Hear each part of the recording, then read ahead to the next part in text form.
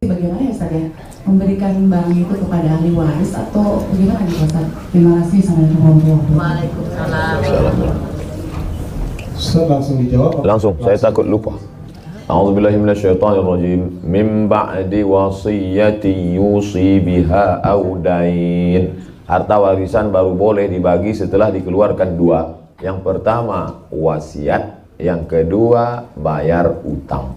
Makanya jangan senang dulu kalau orang tuanya punya harta warisan 1 miliar.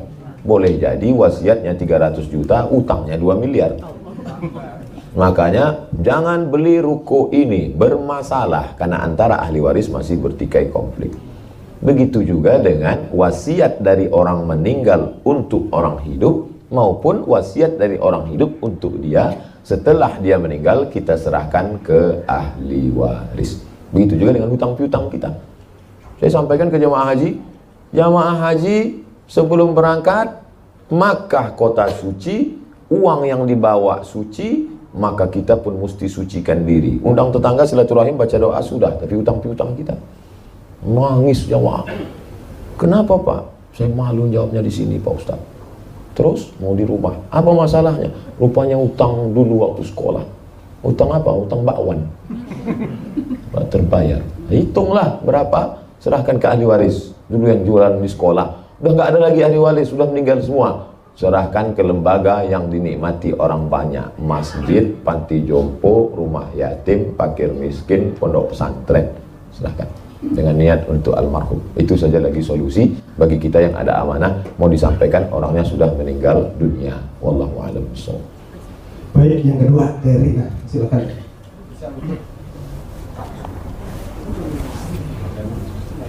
Baik, assalamualaikum warahmatullahi wabarakatuh. Waalaikumsalam. Ustaz, saya mau tanya, kalau misalnya mencari keberkahan melalui makanan-makanan misalnya yang biasa dimakan oleh Habib, Ustazah, setelah misalnya diberikan tetapi sisa dari makanan-makanan Habib atau Ustazah itu tidak habis, apakah kita sebagai murid-muridnya ini untuk memakan sisa dari makanan Ustaz atau Ustazah atau Habib tersebut disyariatkan untuk mendapatkan berkah atau bagaimana? Terima kasih. Ada sahabat Nabi namanya Khalid bin Walid. Khalid bin Walid suatu hari kehilangan pecinya, topinya. Mana topi saya? Mana topi saya? Mana topi saya? Kata temannya, kenapa ente pusing nyari topi hilang? Di pasar kan banyak jual topi. Kata dia, bukan masalah topinya, tapi dalam topi itu ada rambut Rasulullah SAW. Itu dalil ngambil berkah dari fisik Nabi. Lalu kemudian tentang mengambil berkah dari keluarga Nabi, Zaid bin Sabit mencium tangan Abdullah bin Abbas. 3. Ada sahabat Nabi namanya Anas bin Malik. Seorang perempuan bernama Ummu Sulaim menyerahkan anaknya kepada Rasulullah SAW. Aku miskin, tidak punya unta, tidak punya kuda, tidak punya harta. Yang lain menyerahkan hartanya, aku tak ada, aku serahkan anakku untuk menjadi pembantumu ya Rasulullah. Umurnya 10 tahun. Anak itu bernama Anas bin Malik. Anas bin Malik menjadi pembantu Nabi 10 tahun. Apa kata Anas bin Malik? Aku cium telapak tangan Nabi, atyabu min rihil miski, lebih harum dari semerbak kasturi. Itu dalil mencium tapak tangan Nabi SAW. Aku rasakan tapak tangan Nabi, atyabu min rihil miski, lebih harum dari semerbak kasturi, lebih halus daripada sutra. Begitulah lembutnya tapak tangan Nabi Muhammad SAW. Ada sahabat Nabi namanya Asma. Asma melihat tempat air minum Nabi namanya qirbah. Qirbah itu kulit kambing yang dijahit untuk tempat air minum seperti film koboi. Geribah bahasa kita. Bahasa Arabnya qirbah. Lalu setelah Nabi meninggal, qirbah itu diambil oleh Asma hanya untuk mengambil berkah minum dari bekas bibir Nabi Muhammad SAW. Dan ketika anaknya sakit atau keluarganya sakit, dia tuangkan air, diminumkannya dari bekas bibir qirbah bekas minum Nabi SAW. Lalu apa hubungannya dengan ustadz ustazah dengan Habib? Hadis menyebut al-ulama warasatul anbiya, ulama pewaris para nabi. Di situ dasar pengambilannya. Kalau ustadz sendiri, saya lihat-lihat dulu. Saya lihat dulu ulamanya, saya lihat dulu. Nah, takutnya saya barokah nggak dapat, TBC pindah. Bukan berarti kita rasional. Duduk saya dengan Habib Ahmad bin Muhammad bin Alawi bin Abbas Al-Hasani Al-Maliki di Makkah. Habib Ahmad minum, saya minum minuman Habib Ahmad. Habis itu Habib Ahmad makan, saya makan sama dia. Habib itu Rasulullah SAW. Ini ada ustaz pendidikan nggak jelas, belajar kemana, rokok nggak putus. Oleh sebab itu maka idza ra'aita ar-rajul, kalau kau lihat ada orang yatiru fil hawa, terbang di atas awan, yamshi 'alal ma', berjalan di atas air, bisa terbang di awan, bisa jalan di atas air, la tartar, jangan tertipu, jangan terpukau, tapi pandanglah bagaimana istiqomahnya dalam agama.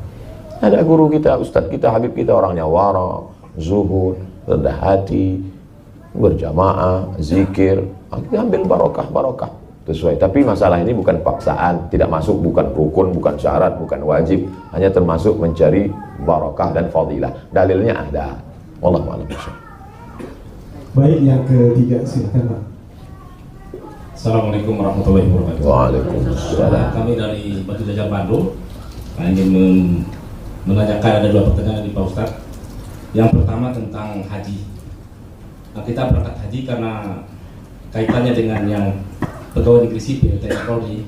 Misalnya mereka ini diberikan utang oleh BRI misalnya dalam jumlah yang lebih besar. Namun dia dalam perjalanan hutang piutang ini dia sudah mampu untuk berangkat ke haji, sementara hutang piutang di BRI ini belum lunas.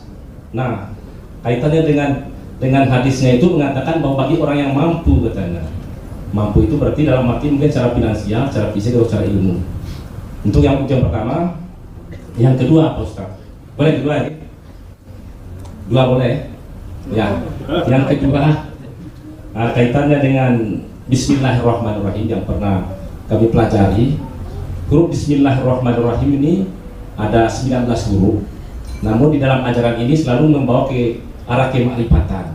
Di dalam ajaran itu ya, kaitannya dengan sifat 20 sifat 20, sifat Allah yang ke-20 itu sampai mutakaliman itu sampai ke Bismillahirrahmanirrahim, mim terakhir. Kaitannya dengan huruf yang pertama yang tidak tertera di dalam Bismillahirrahmanirrahim, huruf alif rahasia itu katanya ada di dalam diri kita untuk melengkapi daripada 20 sifat tadi. Mungkin untuk penjelasan seperti itu. Demikian. Assalamualaikum warahmatullahi wabarakatuh. Waalaikumsalam warahmatullahi wabarakatuh. Pertanyaan pertama, bolehkah berhutang untuk ibadah? Kurban bulan Zulhijjah. Kita punya padi, nanti panennya bulan Muharram. Maka saya ngomong sama Haji, Pak Haji Tritamtomo, ya, pinjam saya uang Pak 5 juta. Untuk apa Pak Ustadz? Untuk saya kurban bulan Zulhijjah. Insya Allah itu padi saya sudah menguning, nanti bulan Muharram panen. Boleh. Kenapa? Ini termasuk dain yurja ada hutang, tapi yang diharapkan membayarnya ada. Nah, itu boleh. Yang tak boleh itu, Pak Haji pinjam saya 5 juta. Bayarnya apa? Serahkan pada Allah SWT. Karena dia punya gaji pokok 5 juta, diambilnya 4, yang 1 itu dia setorkan sampai masanya tetap juga terbayar. Andai dia meninggal sekalipun di tanah suci, tetap ada pensiunnya. Maka termasuk dalam kategori dain yurja ada hutang yang bisa diharapkan pembayarannya. Begitu dalam kitab Majmu' Fatawa. Majmu' kumpulan fatwa. Tapi katanya yang berangkat itu walillahi 'alan nasi hijjul bait, dianjurkan berangkat man istata'a ilaihi sabila, bagi siapa yang mampu. Ya dia cukup mampu. Karena kondisi zaman dulu punya onta langsung pergi ke Makkah. Zaman sekarang punya uang belum tentu bisa berangkat. H plus saja belum tentu bisa berangkat. Plus pun sekarang mesti 3 tahun nunggu. Oleh sebab itu maka dia nabung, dia bayar, dia store, lalu kemudian setelah 10 tahun berangkat, sisa 2 tahun, tetap hutangnya itu tidak menyebabkan hajinya tidak sah. Hajinya tetap sah. Yang kedua, ada dalil tertinggi Quran. Di bawah Quran, hadis. Di bawah hadis ijma. Ijma konsensus, kesepakatan. Di bawah ijma qiyas. Qiyas itu artinya analogi. Analogi mencari hukum yang belum ditetapkan oleh Allah dan Rasulullah kepada hukum yang sudah ada dengan melihat titik persamaan. Contoh sabu-sabu. Tak ada dalam Quran. Tak ada sabu-sabu dalam Quran, dalam hadis. Dari mana pengambilan sabu-sabu? Qiyas, analogi. Dikiaskan ke khamar. Kalau khamar menghilangkan akal, sabu-sabu lebih menghilangkan. Maka hukum khamar sama dengan hukum sabu-sabu. Itu namanya qiyas. Tapi ada 6 lagi dasar pengambilan hukum dalam Islam. Syar'u man qablana, saddu zara'i, qaulus sahabi, istihsan, istishab, 10 pengambilan hukum. Pertanyaan yang kedua, bahwa bismillahirrahmanirrahim banyak beda dengan iqra bismi rabbikal ladzi khalaq. Kalau bismillahirrahmanirrahim banyak nggak pakai alif. Kalau iqra bismi rabb banyak pakai alif. Bismillahirrahmanirrahim alifnya nggak ada. Alifnya itu ada dalam diri kita, bentuknya seperti huruf alif bercahaya. Tidak ada dalam Quran, tidak ada dalam hadis, tidak ada dalam ijma', tidak ada dalam qiyas. Lalu orang mengaku dia mendapat itu dari ladunni, mendapat dari ilham, mendapat dari... Boleh jadi itu dapat dia untuk diri dia sendiri sebagai ilham. Dia tidak disuruh untuk mengajarkan. Boleh jadi dia dapat itu dari perenungan dia. Tapi yang lebih selamatnya kalau kita dapat ilham untuk diri kita saja. Adapun kita ajarkan, siapa yang tidak tahu huruf alif pada bismillah ini bahwa dia cahaya dalam dirimu, maka saya sendiri sampai sekarang tak berani mengajarkan kalau tidak dari guru-guru itu kepada guru bersanad. Makanya saya lebih selamat selalu mengatakan menurut Imam Hanafi, menurut Imam Maliki, menurut Imam Syafi'i. Adapun mengkaji yang tidak ada di kitab, ini bukan kaji orang sembarangan Ustaz, ini dapatnya setelah puasa 3 hari 3 malam datang segala macam. Saya termasuk yang tidak begitu mengajar. Saya takut karena semua akan diminta pertanggungjawaban di hadapan Allah Subhanahu wa taala. Wallahu a'lam. Baik, yang keempat, silakan.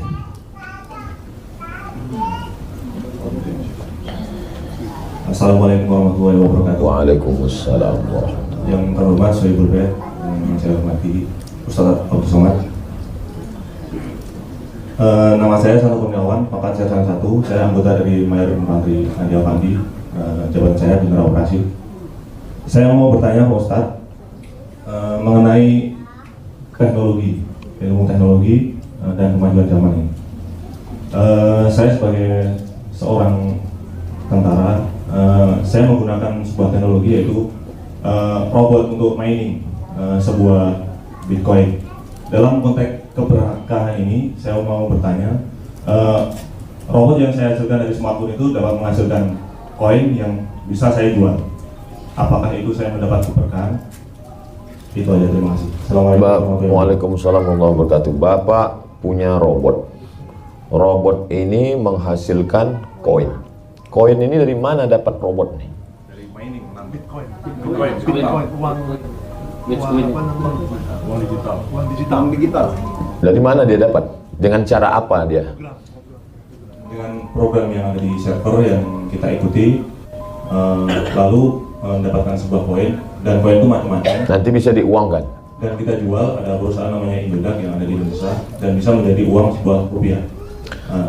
Islam tidak mengatur kita naik apa, mereknya apa, karena teknologi akan canggih terus. Dia hanya mengatur substansi kaedah umumnya saja. Kalau dalam transaksi itu tidak terdapat ghish, tipu, zulm, aniaya, gharar, gambling, judi, ketidakpastian, maka transaksi muamalat, jual beli, transaksi apapun boleh. Tapi kalau di dalamnya ada ghish, tipu, di dalamnya ada zulm, aniaya, di dalamnya ada gambling, gharar, ketidakpastian, maka walaupun tidak ada tiga-tiganya, salah satu, maka transaksi itu haram. Walaupun tidak canggih. Jangan, kita tidak lihat canggih tak canggihnya. Contoh e-commerce, jual beli barang, tapi akadnya kita tidak lihat orang, tapi dia melalui multimedia. Maka e-commerce diputuskan oleh Lembaga Bahsul Masail di NU, di Muhammadiyah namanya Majelis Tarjih, boleh, tapi bersyarat selama tidak ada menyediakan tas, dikasih gambar kirim ke nomor rekening ini. Begitu barang datang, tak sama dengan gambar. Di situ kulit buaya, ini kulit ular. Lalu kemudian di mana kita bisa tukarkan?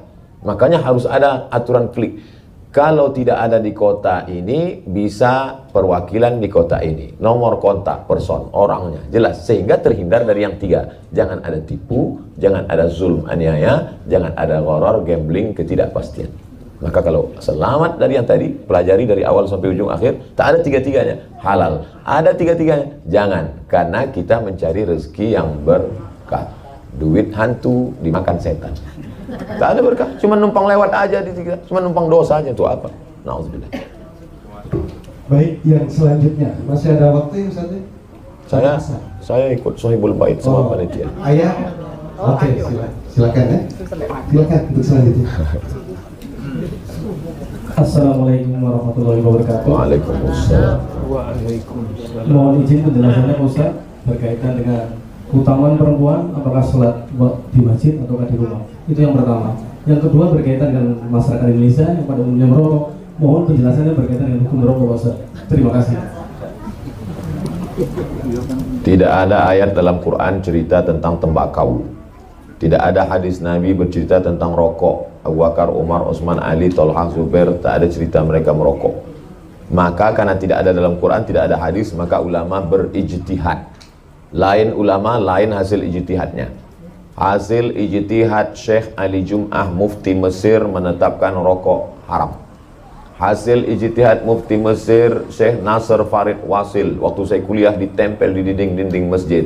Mamnu tadkhin, dilarang merokok. At-tadkhin haramun syar'an, merokok haram.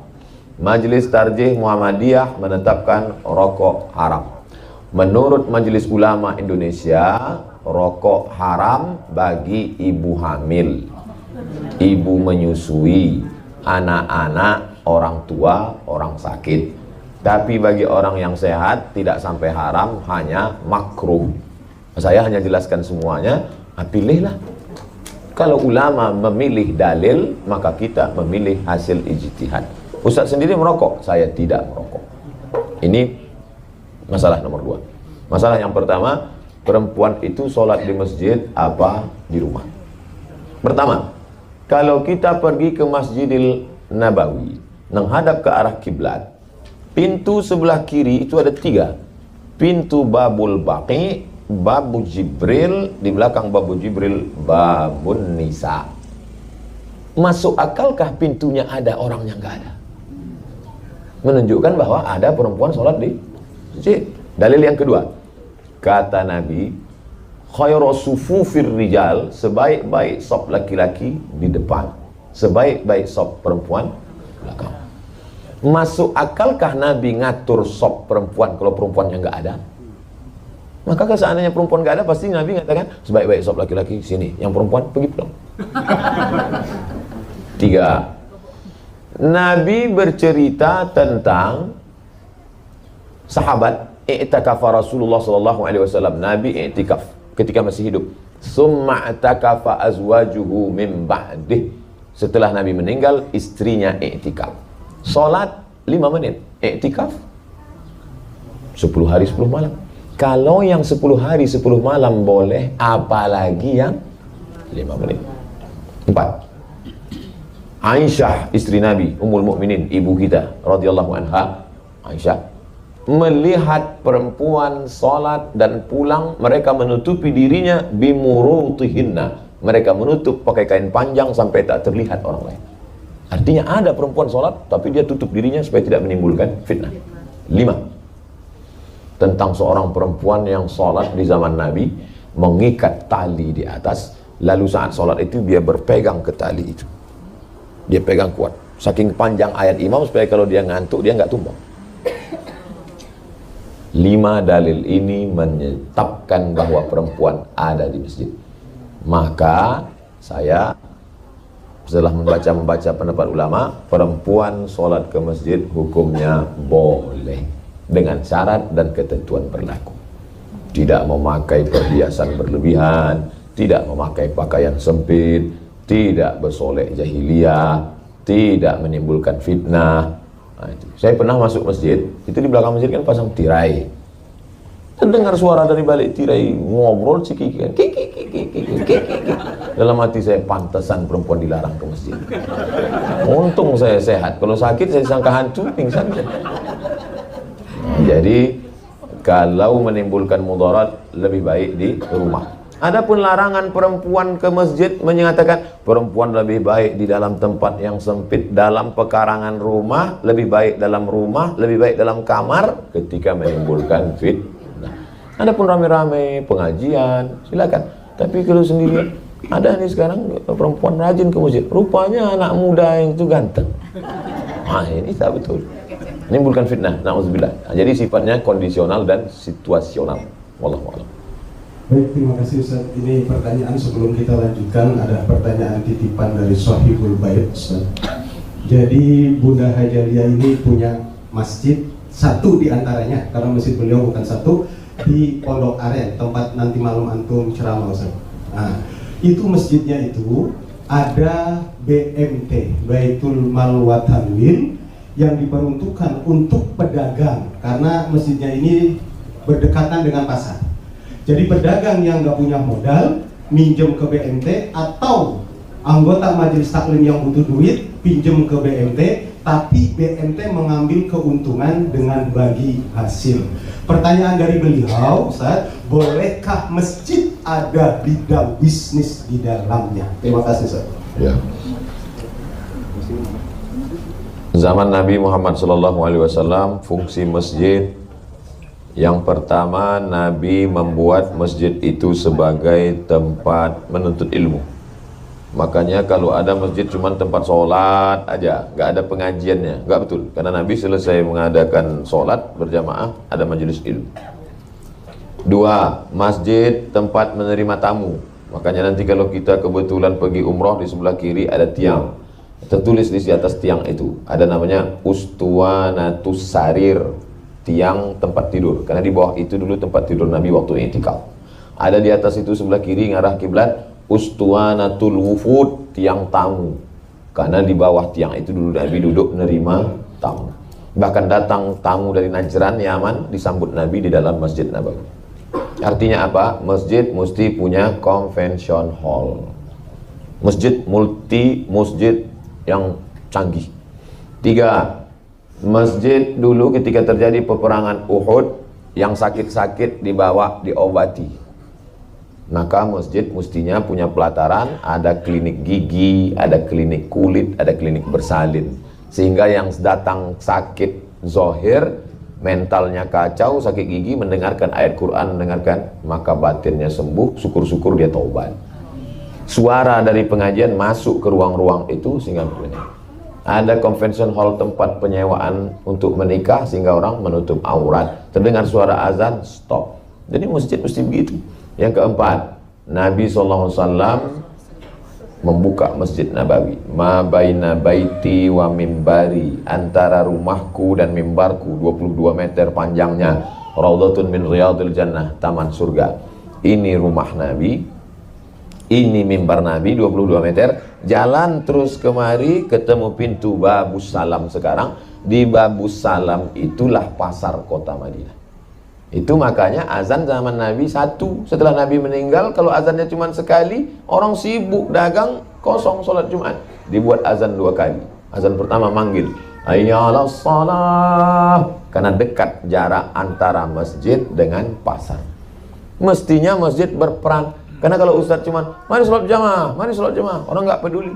Tapi kalau siapa yang rajin sholat berjamaah, dapat pinjaman modal. Awal-awalnya dia mungkin tertariknya dunia, tapi lama-lama ada motivasi. Masjidnya idealnya begitu. Makanya Masjid Jogokarian di Yogyakarta, setiap cerita min terus, nol terus. Kemana uang itu? Dipergunakan untuk sosial, untuk. Adapun bagi hasil, maka dalam Islam yang haram itu riba. La ta'kulur riba, jangan kamu makan riba. Al-afam mudha'afah, berlipat ganda. Pinjam 100, bayar 120. Mau untung, mau rugi, pokoknya bayar 120. Sedangkan mudharabah tidak begitu bagi hasil. Ini 100.000, kamu dagang di pasar, nanti kalau untung 150, berapa persennya? Angka di. Tentu pemberi modal takut rugi, maka kalau dia takut rugi, dia kumpulkan semua, diberi pembekalan, diberi, maka uang itu berputar. Uang ini sama seperti darah, darah harus berputar. Uang ini sama seperti air dalam sumur mesti dikuras. Kalau tidak, dia akan busuk, akan butek, akan bau. Begitu juga dengan peredaran uang. Salah satu sebab mengapa orang stres depresi karena membungakan uang. Dia punya 1 M, dia letakkan. Mau untung, mau rugi, uang tetap mengalir. Tapi kalau 1 M dia pinjamkan, investasikan mudharabah. Yang ini ternak lele, yang ini ternak ikan. Ikan sama lele sama. Yang ini investasi dagang, bisnis, yang ini jualan. Maka setelah uang dia dipakai orang, doanya lebih khusyuk. Malam itu dia tahajud. Selama ini uangnya di kamar. Tapi setelah dia investasikan, ya Allah, dagang mereka supaya laku, ya Allah. Sebab kalau nggak laku ini uang nggak banyak. Dan setelah itu dia kalau ketemu sama orang, silaturahimnya lebih erat. Apa kabar? Sehat ya? Sehat. Dia takut betul orang ini mati. Jadi dalam Islam mudharabah itu membangkitkan adrenalin sehingga orang lebih semangat hidup. Beda dengan orang punya 1 M dimasukkan ke konvensional, dia duduk rumah nonton TV nunggu malaikat maut datang. Begitu ekonomi Islam itu membangkitkan adrenalin untuk tetap hidup bersemangat. Wallahu. Assalamualaikum warahmatullahi wabarakatuh. Waalaikumsalam warahmatullahi wabarakatuh. Selamat Pak Ustaz Abu Somad. Saya seorang dokter ahli kandungan, Pak. Dokter ahli bidang kandungan. Dulu pertama jadi dokter umum saya memutuskan spesialis ini, motivasi saya adalah 3 sebetulnya. Pertama, saya milih bidang perempuan karena perempuan adalah tiang agama. Kedua, masalah Indonesia angka kematian ibu masih tinggi. Ketiga, 60% penyebab infertilitas ada pada perempuan. Jadi saya pilih bidang ini, kemudian saya geluti, kemudian saya asingkan bekerja, saya nggak berpikir macam-macam sampai akhir-akhir ini ada teman saya yang mengatakan, dokter kan ahli kandungan, kan haram anak perempuan. Buset, itu saya begitu sadar. Apa iya? Jadi saya istighfar terus sampai sekarang. Jangan-jangan saya salah pilih kayak gini. Ya, di ujung cerita ini pada jadi mohon pencerahan dari Pak Ustadz Abu Somad, apakah bidang yang saya jalani ini seperti itu? Begitu haramnya, saya jadi agak khawatir dan sedikit galau. Ada aurat perempuan muslimah sesama perempuan muslimah, maka boleh nampak lehernya, nampak lengannya, nampak kakinya. Ada perempuan muslimah bersama mahramnya, bersama ayahnya, bersama adiknya, bersama kakaknya, nampak lengannya, nampak lehernya. Ada perempuan muslimah bersama laki-laki ajnabi yang tidak mahram. Ya Asma, wahai Asma, innal mar'ata, sesungguhnya perempuan, idza balagatil mahid, kalau sudah sampai usia menstruasi, maaf, la yasluh laha an yura minha, tak boleh nampak illa hadza wajah wa hadza tapak tangan. Yang dimaksud dengan tapak tangan zahiruha wa batinuha, ini boleh kelihatan, ini pun boleh. Jadi ibu-ibu ini boleh kelihatan. Nah, lalu kemudian udah jelas perempuan dengan perempuan muslimah, perempuan dengan mahram, perempuan dengan laki-laki ajnabi. Saya ajnabi, asing, tidak ada mahram. Tapi ibu di sini wajah nampak, telapak tangan dan bagian belakang. Pak dokter menghadapi perempuan 3. Pertama mahramnya, kedua ajnabi, ketiga non muslim. Maka ketiga-tiga ini hukum asalnya haram dia lihat auratnya. Apalagi aurat saat melahirkan itu aurat mughallazah, aurat yang berat. Tapi di sana ada darurat. Ad-darurat tubihul mahzurat. Darurat membolehkan yang terlarang. Wad-daruratu tuqaddaru biqadriha. Tapi darurat itu ada kadarnya, ada batasannya, ada sebabnya. Ini kalau tidak ditangani dokter, mati. Pilihannya 2. Bapak, istri bapak ditangani dokter, orangnya soleh, amanah. Kalau tidak, mati. Kata si bapak, saya pilih mati aja lah. Nggak boleh kita pilih mati. Ayatnya, la tulqu bi aidikum ila tahlukah. Janganlah kamu menjerumuskan dirimu dalam kematian. Andai masuk ke dalam hutan, pilihannya cuma 2, makan babi sama mati. Nggak boleh pilih mati. Ini babi, ini mati. Saya pilih mati. Nggak boleh. Terus babi aja dikit untuk nyambung hidup. Sekarang Pak Dokter merasa dilema. Maka Pak Dokter, kalau memang sekarang sudah banyak dokter perempuan sehingga tidak lagi ada hukum darurat, tapi sampai sekarang saya kira tetap darurat karena tak seimbang antara ketersediaan dokter perempuan dengan orang hamil perempuan. Perempuan yang hamil perempuan tidak terpenuhi ketersediaan dokter perempuan dengan pasien perempuan. Mau tak mau, kalau tidak mati. Tapi Pak Dokter tidak selamanya juga harus dituntut itu. Kalau Pak Dokter ragu, Bapak bisa menurunkan ilmu Bapak ke spesialis-spesialis SPOG, spesialis objin yang baru, yang perempuan-perempuan, sehingga Bapak menularkan ilmu. Maka ibu-ibu juga, anak-anak ibu harus ibu wakafkan satu orang untuk menjadi spesialis kandungan, untuk menyelamatkan dari hampir punahnya dokter perempuan, agar tidak laki-laki terjerumus pada perbuatan haram. Inti kesimpulannya, Pak Dokter tak perlu takut masuk neraka gara-gara ini, karena menyelamatkan orang banyak. Wallahu a'lam bishawab. Assalamualaikum warahmatullahi wabarakatuh, Pak Ustaz. Mau tanya Pak Ustaz, kita ini kan pekerja seni, kita syuting sinetron. Nah, mau tanya hukumnya bagaimana ya Pak Ustaz ya? Karena kadang-kadang ada adegan yang mungkin kita suami istri atau ada pegang tangan gitu, karena itu memang diperlukan sekali gitu, yang adegan yang pernikahan. Adegan berdua di satu tempat bisa dihindari karena di dalam kamar itu ada kameramen, ada lighting, ada sutradara, banyak. Jadi tidak terjebak ibu dalam layak luan narajulun ma'amra'atin illa ma'azi mahramin. Tak boleh berdua-duaan laki-laki tak mahram sempat, bisa. Tapi yang pegang tangan tak bisa dihindari, harus dihindari. Tak bisa berkata, kamu tadi kok pegang tangannya? Karena lebih baik menusukkan paku dari api neraka ke kepala min antamus sayada mara'atin la tahillu lagu, daripada menyentuh tangan perempuan yang tak mahram. Kebetulan aktingnya di situ pegang tangan. Lalu kemudian misalnya, kamu kan udah hijrah, udah ngaji, kok pegang tangan? Tuntutan skenario, nggak bisa. Jadi yang perlu dipikirkan sekarang bagi insan pekerja seni ini adalah bagaimana membuat video yang bisa menyelamatkan orang lain, tapi juga kita selamat. Saya banyak tonton film-film film pendek yang banyak sebar di internet, yang produk Thailand itu. Tidak ada pegang tangan, tidak, tapi menyentuh. Pertama yang saya tersentuh tentang orang gila yang tidur di depan toko yang disiram. Itu kan ngeri sekali efeknya bagi orang yang meremehkan orang miskin selama ini. Ternyata yang menyelamatkan toko dia itu orang gila yang selama ini dia usir, dia siram. Tak ada orang gila itu pegang tangan. Jadi artinya pekerja seni mulai berpikir bagaimana menulis cerita, menulis kisah, pengalaman true story orang yang kira-kira menjadi inspirasi. Terakhir kemarin saya nonton tentang cerita perempuan kaya direktur mengajak sopirnya punya mobil jelek. Kata direktur ini, nggak apa-apa saya pakai mobil kamu aja, yang penting kan sampai di tengah jalan ditabrak dari belakang. Orang kaya sombong ini minta ganti. Akhirnya dia telepon atasannya datang, akhirnya pucat minta ampun. Tersentuh kita, tak ada situ pegang tangan, nggak bisa. Jadi cobalah berpikir sehingga mengeluarkan cerita-cerita yang menarik tanpa harus menyentuh akidah, tanpa melanggar aturan-aturan agama kita. Saya pikir itu pekerjaan luar biasa. Karena banyak orang sekarang tidak tersentuh kalau lewat ceramah.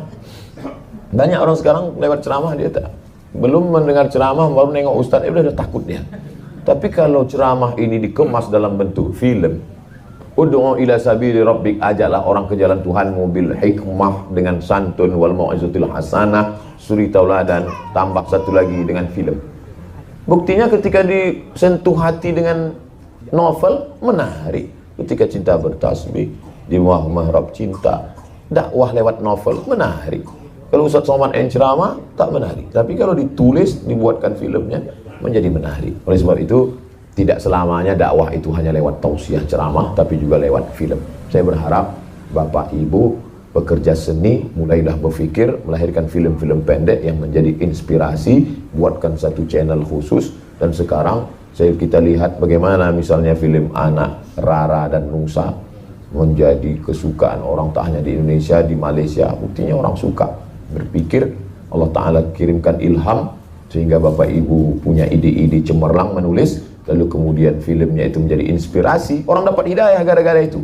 Itulah sebenarnya dakwah itu. Ayyahdiyallahu bika rajulan wahidan khairum min humurin na'am. Satu orang dapat hidayah karena engkau lebih baik daripada engkau memiliki seekor unta yang merah. Bukan karena ceramah, tapi karena film pendek yang, tapi tidak selamanya film pendek itu tidak.